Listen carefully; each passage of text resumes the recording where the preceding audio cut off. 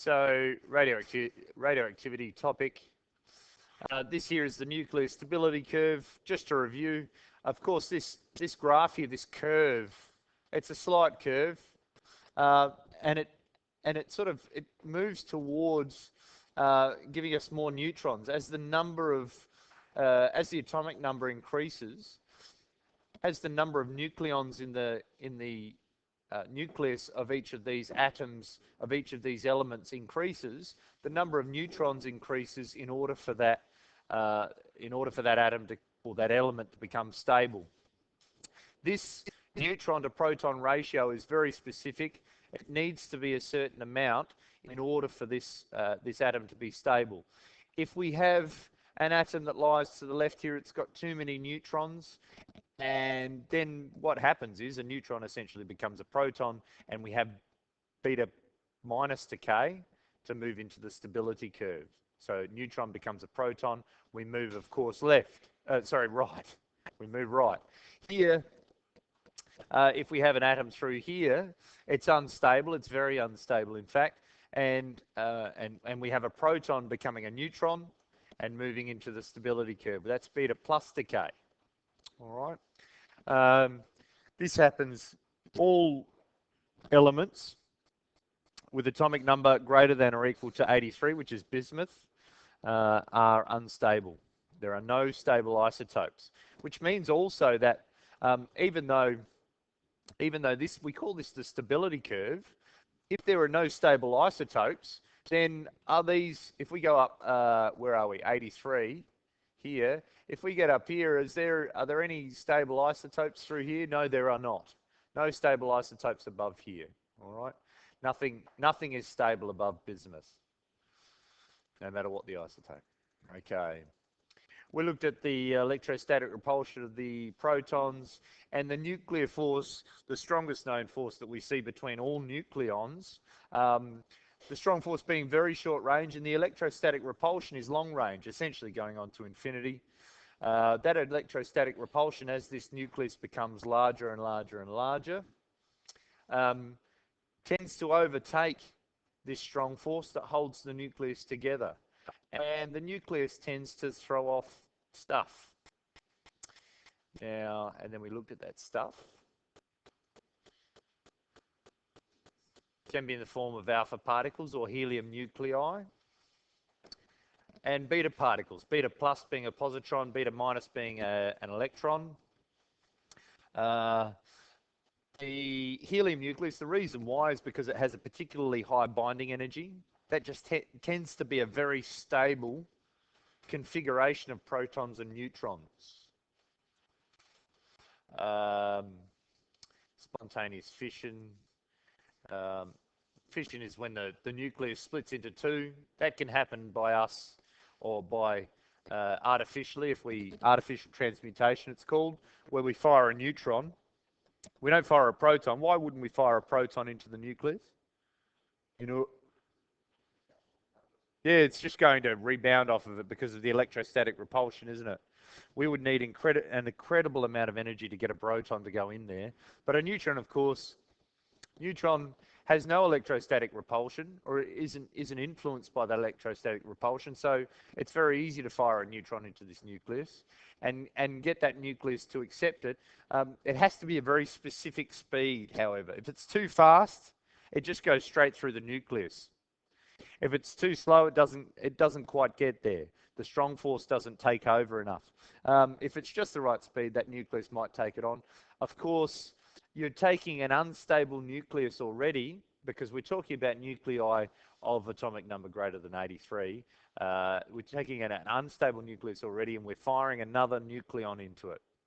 Of course, being that there are no stable isotopes, it tends to be that this nucleus becomes even more unstable, and fission can happen, okay? Or the nucleus can split into two, and we'll talk about that in more detail in fission and fusion, the last topic.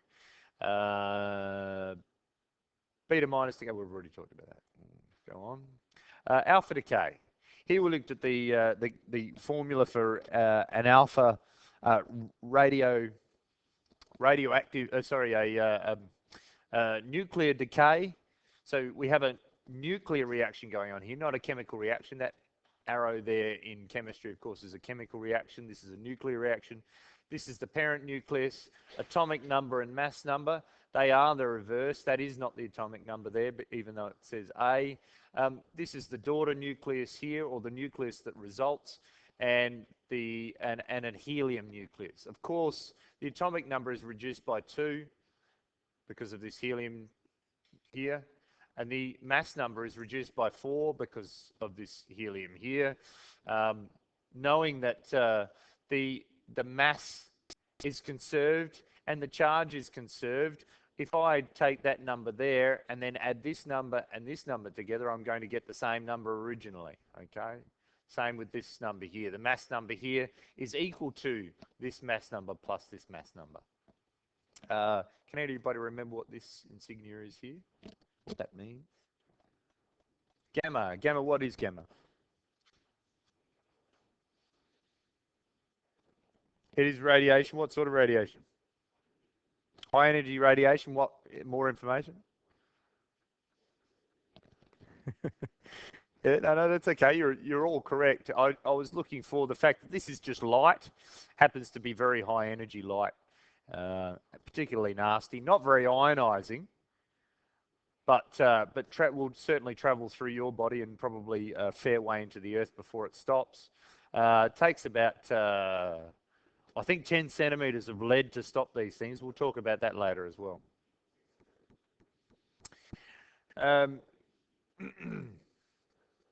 Here's an example of an actual alpha decay. We've got some polonium turning into lead and a helium nucleus.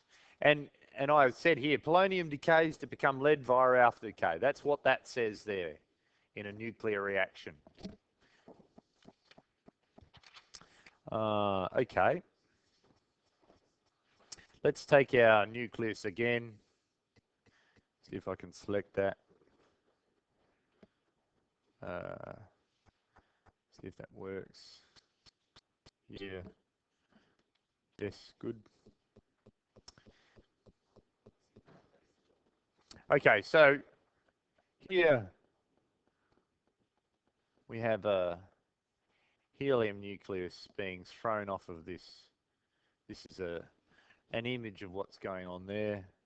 So 2 protons and 2 neutrons. They draw their neutrons in green. I normally draw them in grey, but we'll stick with green because that looks more consistent. So this is our little alpha particle flying off here.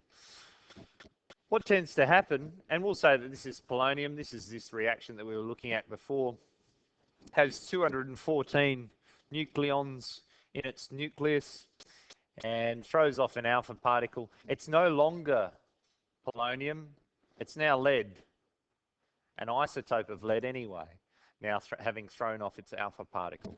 Okay.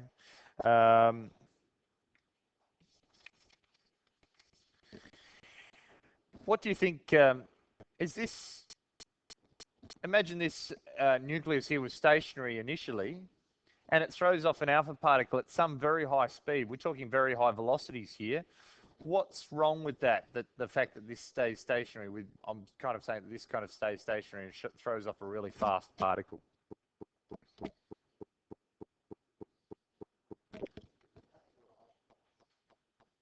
Has a very large mass, yes.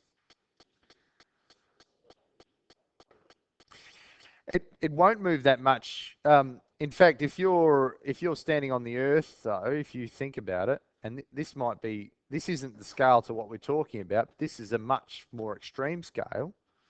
You're standing on the Earth. This is not to scale this diagram. But if you jump, what happens to the Earth? Well, what happens to you, firstly?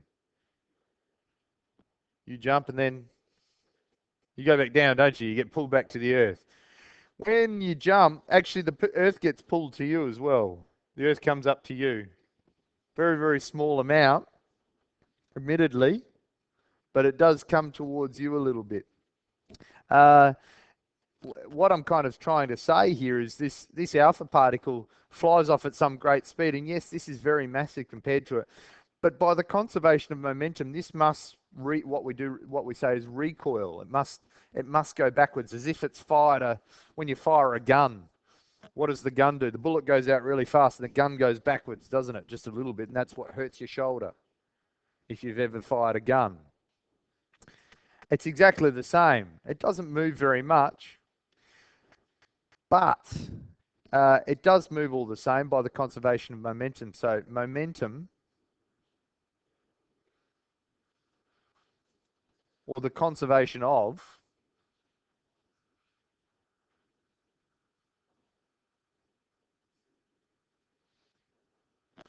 must hold.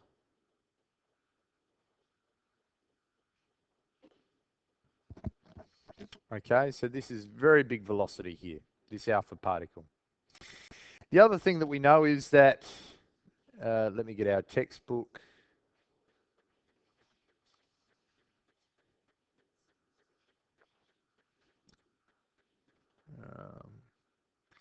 Yeah.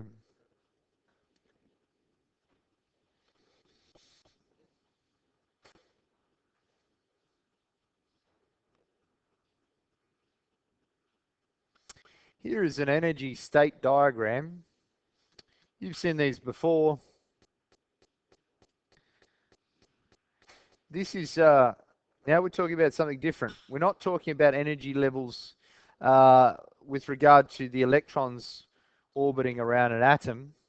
We're now talking about energy states with regard to this nucleus here. So this is a nucleus energy state. So this might be this might be our lead nucleus. If it's created in its ground state, it has nowhere to go. It just simply stays in its ground state, doesn't get excited by anything. It's happy there. It's where it wants to be. If, however, when it emits this alpha particle with this natural transmutation, with this radioactive decay, it's created in its first excited state, A here. It's created with 1 million electron volts or mega electron volts of energy. What do you think happens? This nucleus is created with 1 million electron volts of energy. Let's do a calculation. How much is 1 million electron volts?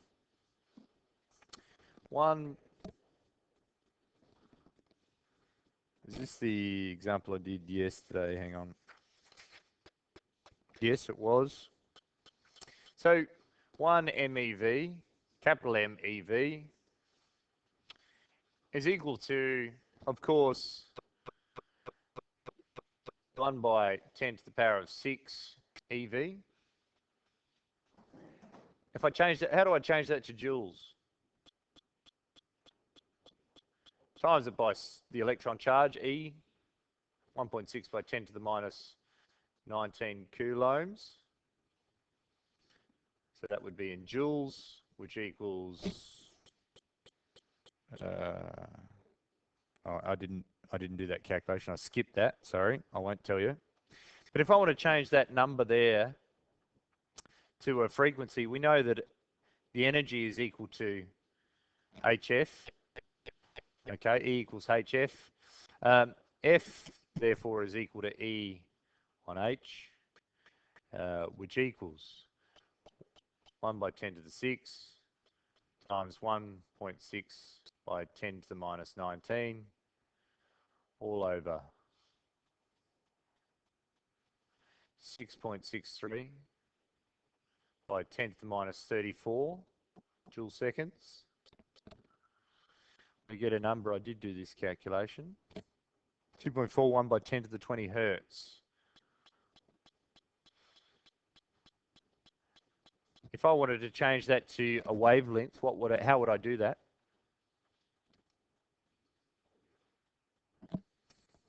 Thank you, Arby. Yes, you would use a formula. Anybody remember what the formula is? C equals F lambda, yes. Lambda equals C on F, which equals 3 by 10 to the 8 meters per second, all over our frequency in hertz, 2.41 by 10 to the 20 hertz. Somebody will have to do this calculation for me because I didn't do this before. This number here What are we talking about when we talk about visible light? What sort of frequency range?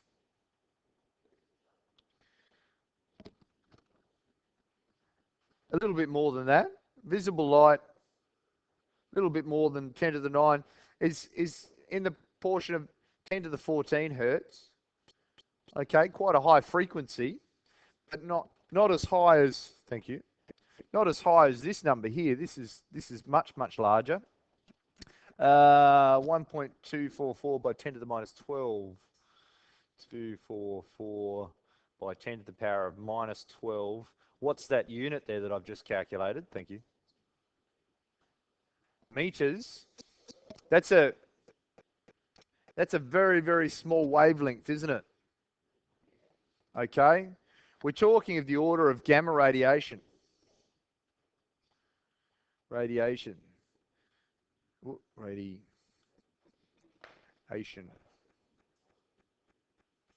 So, very high frequency. Okay, I can't draw this frequency, of course, but very high frequency compared to visible light, say.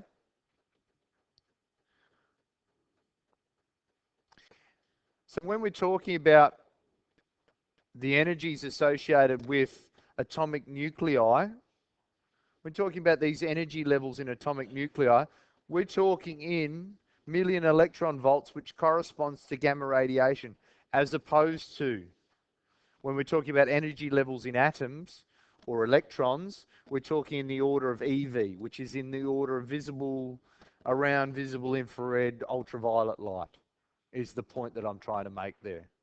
Okay? So imagine, and I'll write this, imagine in this radioactive decay,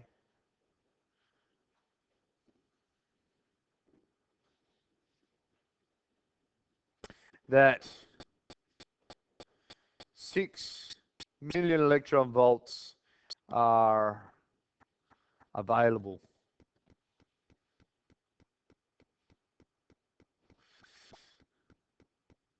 to the daughter nucleus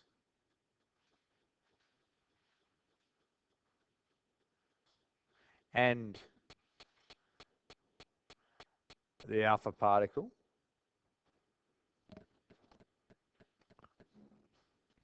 Imagine also that the daughter nucleus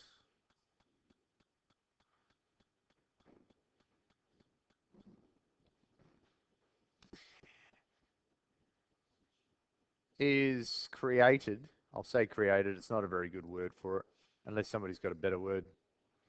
It's created in its first excited state. First excited state.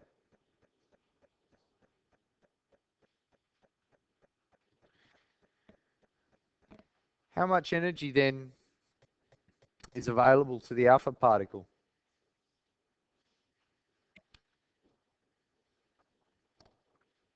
Five MeV, 5 million electron volts.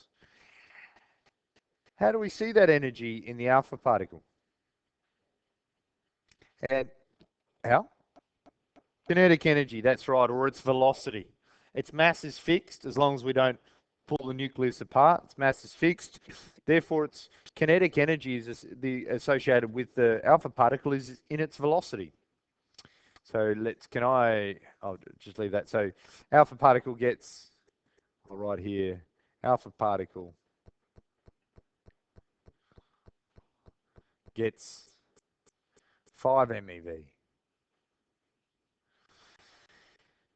Now that's a lot of energy.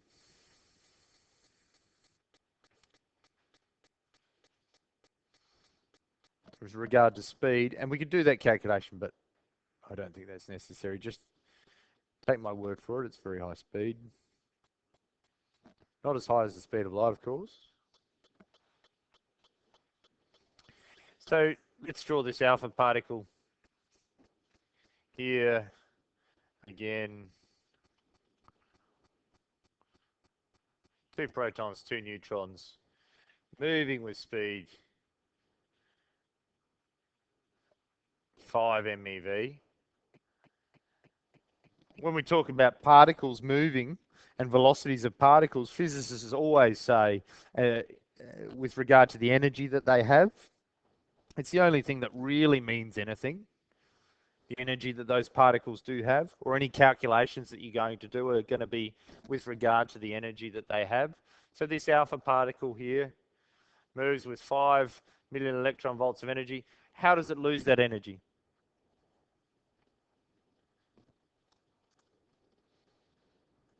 When somebody asked the question yesterday, does it emit a gamma ray photon in order to lose its energy? No, it does not.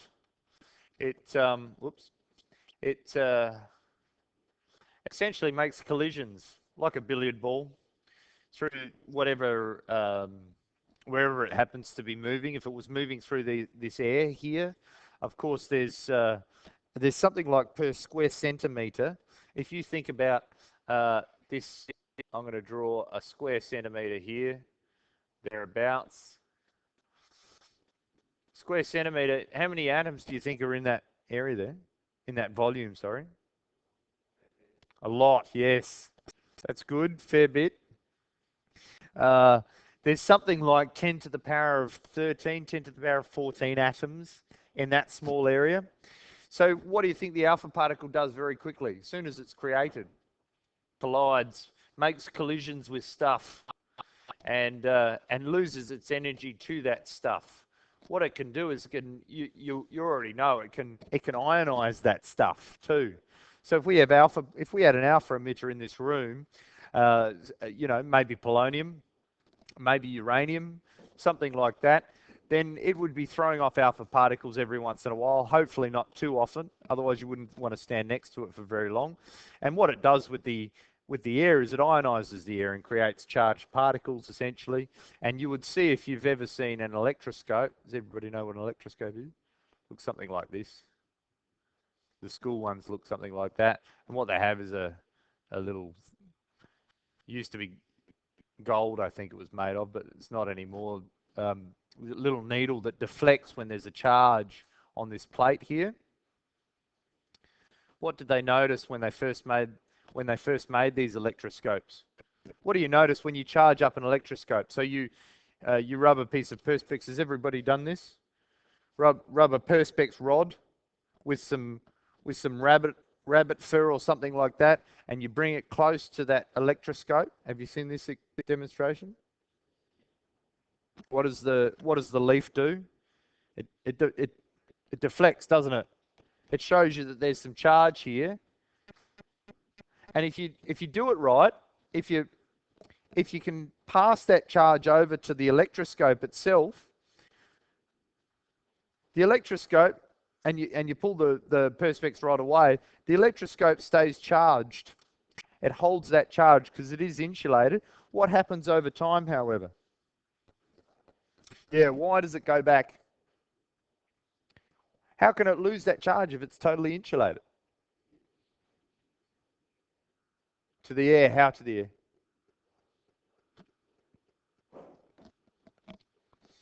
What's happening if you think about ourselves standing here on the surface of this planet at about, I think it's about 13 psi we're sitting in.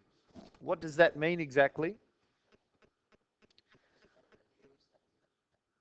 It means that there's a certain amount of atoms per unit volume, so to speak.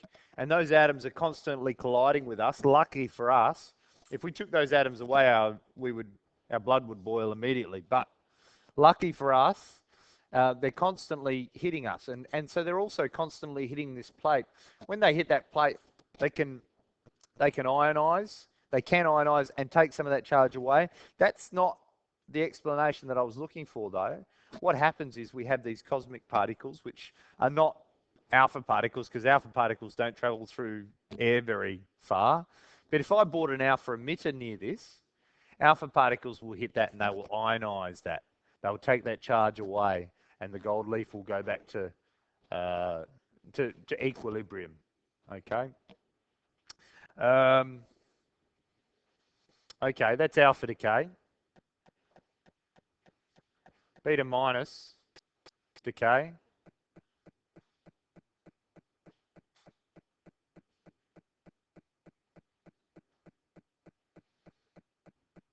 What is a beta minus particle?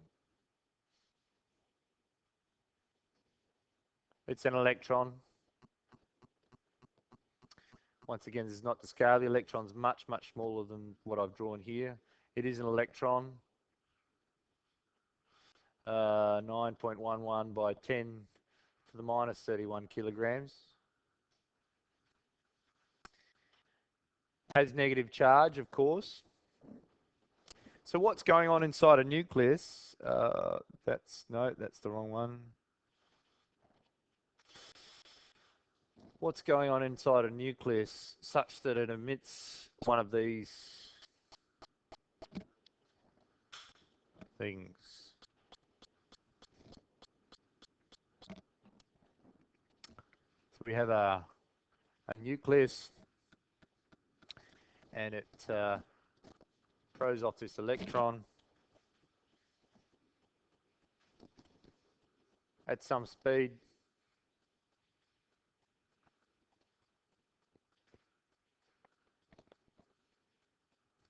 We can write that as well. That's also an electron, the insignia for an electron. We could also say, so beta minus for beta zero charge. Oh, sorry, other way around. Minus one charge, zero mass, thereabouts. I've just said that it's not zero mass, but we're going to say it for the sake of the nuclear reactions that you will write. Or, yeah, E minus 1, 0, or this E minus. These all work. They're all fine. What's going on inside this nucleus such that it emits this beta minus particle? Think about it as it's throwing off some negative charge. What does it have more of now? Positive charge, doesn't it? It has a net positive charge, you would say. A neutron is changing. This is how we see it. Into a proton. Neutron is changing into a proton. And some negative charges being thrown off. I've got an example here. You don't need to remember the, and I never remember these. But this one here is carbon 14. Carbon's atomic number 6. Yes. Carbon 14, you will have heard of this, of course. Decays to nitrogen 14 plus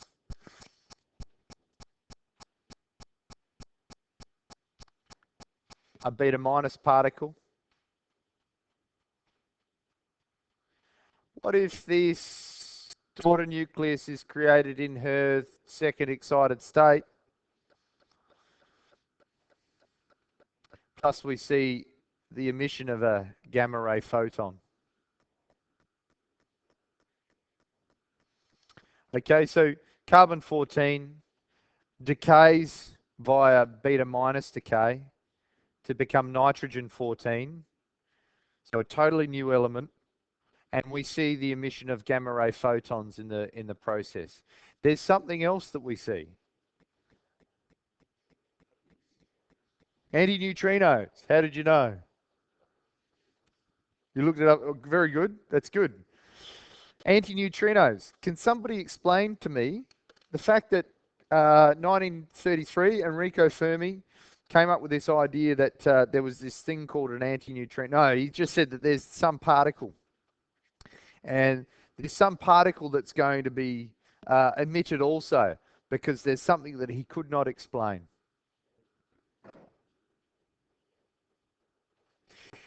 There's a difference in energy. Yes, more specifically though. Something that was reasonably easy to test. He could see that the momentum wasn't being conserved. So what would happen is this nucleus here might throw off this beta minus particle, and he could see in which direction that was traveling, but the nucleus was going off in some other direction. It wasn't going in exactly the opposite direction. And so he said, there's this particle which I can't measure. I can't measure with the devices that I have, therefore it has no charge, and he called it the neutrino, which means little neutral one.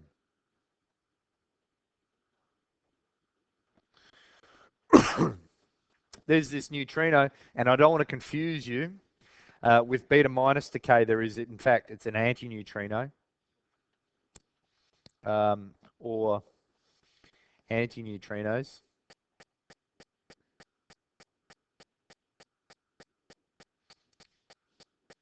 So this is going to be associated with beta plus decay, and this one's going to be associated with beta minus decay. They have the insignia, the rho, which is a kind of a pushed over V. They have zero charge, zero mass, or negligible mass. This one is denoted with a little bar over the top that says it's the anti of this one. Because for every particle in the universe, so far as we know, there is an antiparticle. So knowing that there's a neutrino, then there is an anti-neutrino. Zero charge, zero mass, zero charge, zero mass. And they're the complete opposite of each other, so to speak, even though they are the same. Okay. Any questions so far? Am I going too fast? Beta plus? Decay? Denoted beta plus. I think you already get the idea of what's going on here. You just have to remember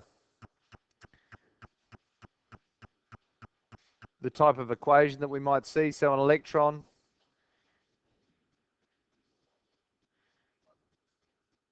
moves off at some speed. Oh, sorry, an electron. A positron, beta plus, positron. I'm still going to draw it blue. It's the antiparticle to the, so antiparticle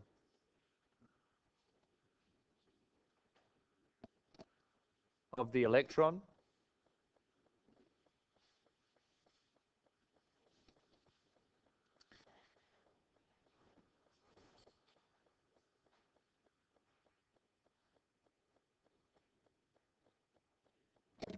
We'll do an example here. What did we do here? 14(7) carbon. So what's an example of a beta plus decay? Ah, they've got nitrogen 13 here. Nitrogen 13 decays via beta plus decay. What goes over here? What's one thing you could say?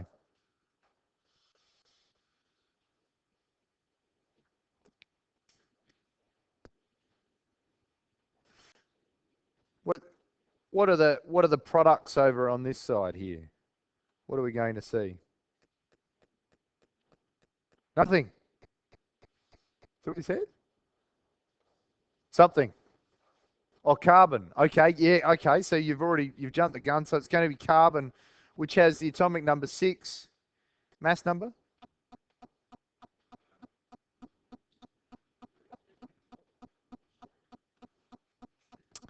Remember that we have a proton turning into a neutron in this case.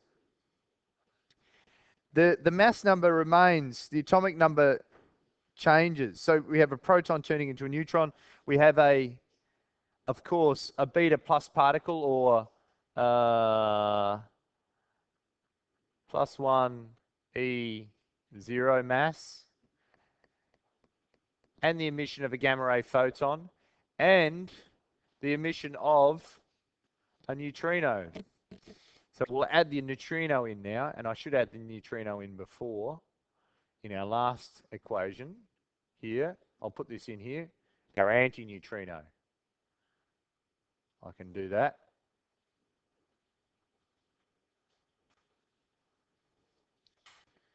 So have a look now. Have we got conservation of charge and mass on the right and left-hand side? 7 on this side. We've got 6 plus 1, yes, is 7. 0. This, of course, the gamma radiation has 0 mass, 0 charge. What about here? 0, 13, 13. That's fine. There's nothing wrong with that.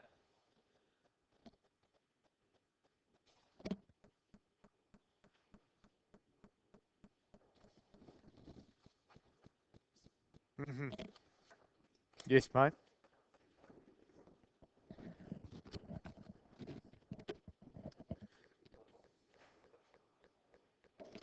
So I'll have to say something. The daughter nucleus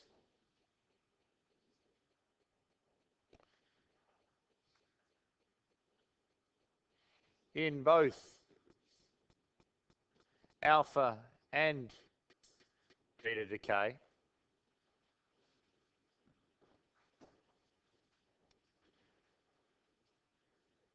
may not be created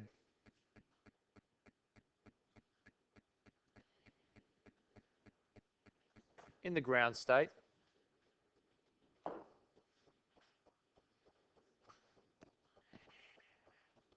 If this is the case,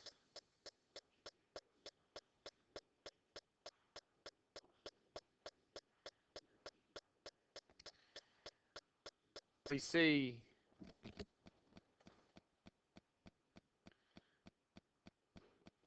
loss of energy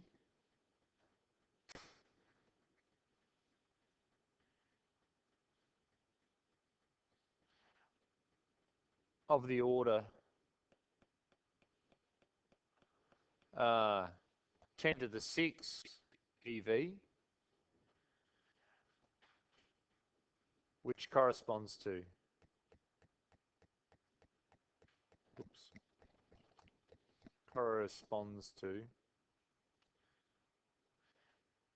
the emission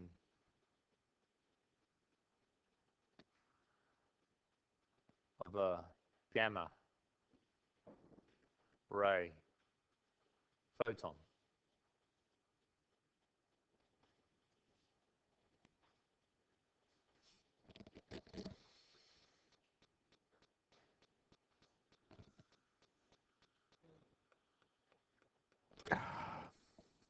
Now, I said about the conservation of momentum, I actually wrote that somewhere, didn't I? No, I didn't. I better say that. It's all right to move there. Enrico Fermi, 1933, saw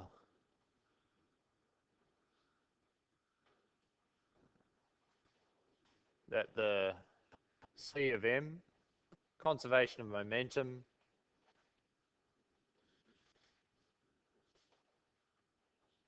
did not hold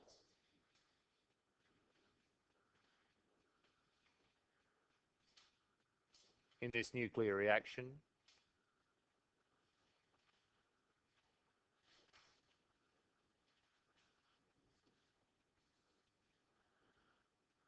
The neutrino, or anti-neutrino,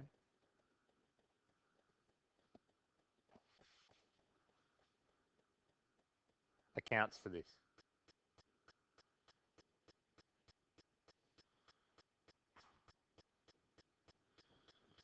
Now, a student did ask me, okay, so the neutrino has negligible mass or no mass. is massless, how can it have momentum to take care of the conservation of momentum?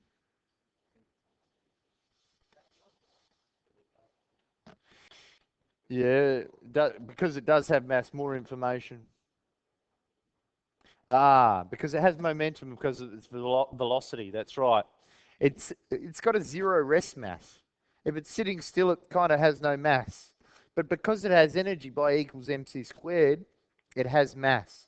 If it's moving at very high speed, then it does have mass. Therefore, it does have momentum, just like photons, or the idea of a photon. Um, to give you an idea about neutrinos and how hard, we didn't see them for many years after 1933. In fact, I don't think they caught one until the 1980s. When I say caught one, that's kind of exactly what they did. They what's that? They put it in a net, yeah, with a net. No, it wasn't with the net. What they did was they, I think this was in China. They caught one. Now I might be wrong. This is just from memory a long time ago, but they essentially took an old mine shaft and a very large swimming pool and filled it with heavy water, which has got lots of deuterium in it, or hydrogen 2 in it, instead of hydrogen 1 as its hydrogen bond. And and because to give you an idea about neutrinos, essentially what they're doing is they're flying through us at the moment. There's about 1 million of them every second go through your head. Okay, there's lots and lots of them coming through us all the time, but we couldn't detect them because nothing stops them, nothing interacts with them, or they don't interact with any matter. In fact, they go through your head, they go through the earth, they pop out the other side, and they continue going in most cases. Uh, they managed to catch one in this big swimming pool underground, and the first, there's a picture, and the internet might be working, it might not. We'll see. Looks good. Yes. First, I think it's called the first neutrino event, is the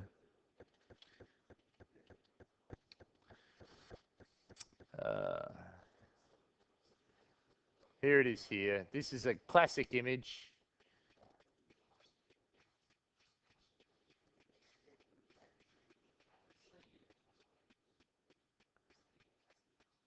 The internet's not very fast, however.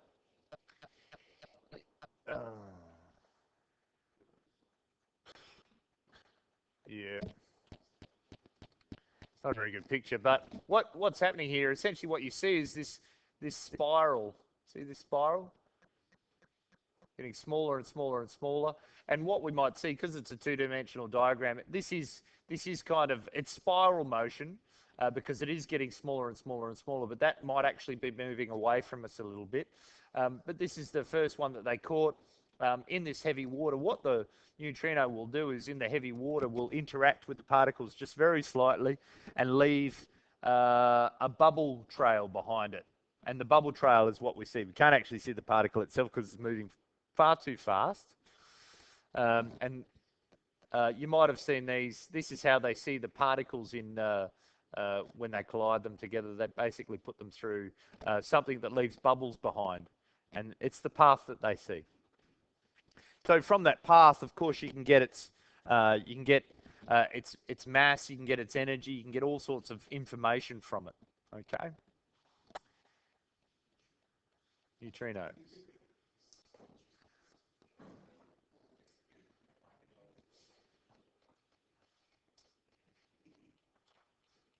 Okay.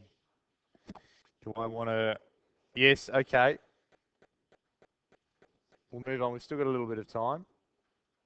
I know this seems fast, but we don't have a lot of time before the end of the term.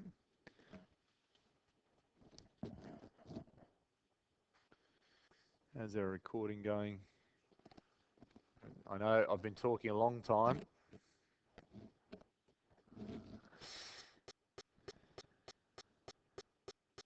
Properties of this stuff. Please don't call it stuff in the when you're answering questions in the exam.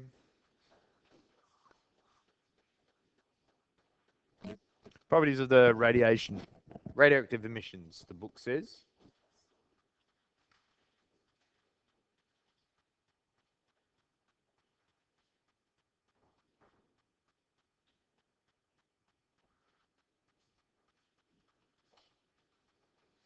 What can it do?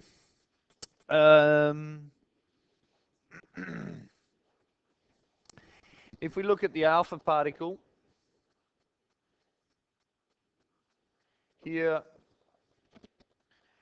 the alpha particle has a very large mass compared to the electron.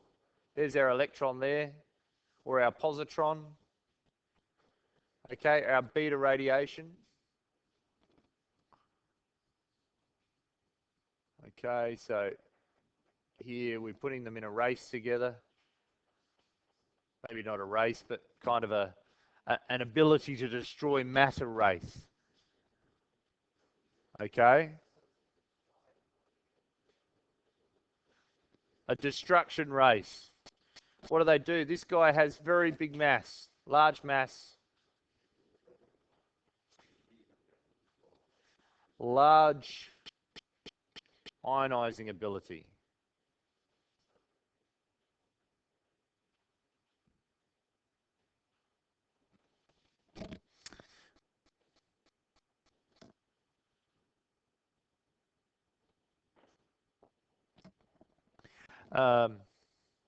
Small mass.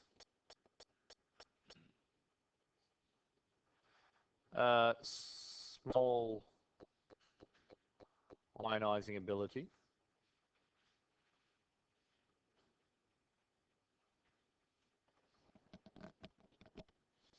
Oh.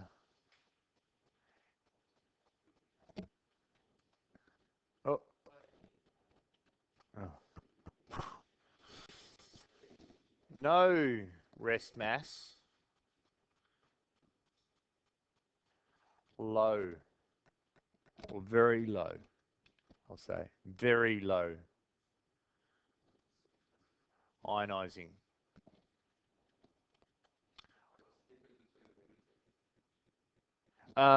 In this sense, these are the same. Yeah, just the charge. Charge is different. And I've got to put a T and a Y on the end of that. Okay. Very low ionizing ability. Now, you might say, okay, so, but we have alpha emitters at school, and in fact, an alpha emitter is contained in every smoke detector there is. So there's one in your house, hopefully. And so we have alpha emitters, and they've got a really large ionizing ability. Why then is it safe to have one in a detector, in a device in our house?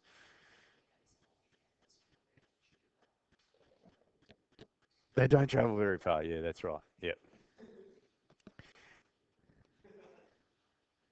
Alpha particles. They'll only travel a few centimeters in air.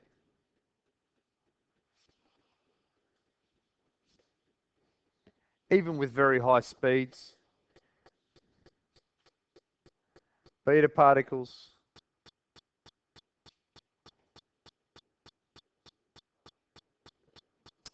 I think, what do they say?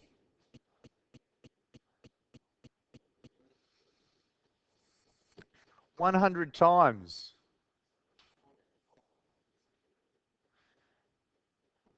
the penetrating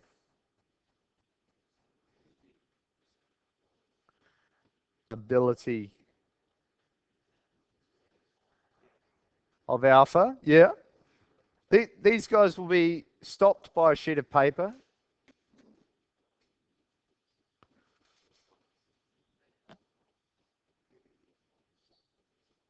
Stopped by paper.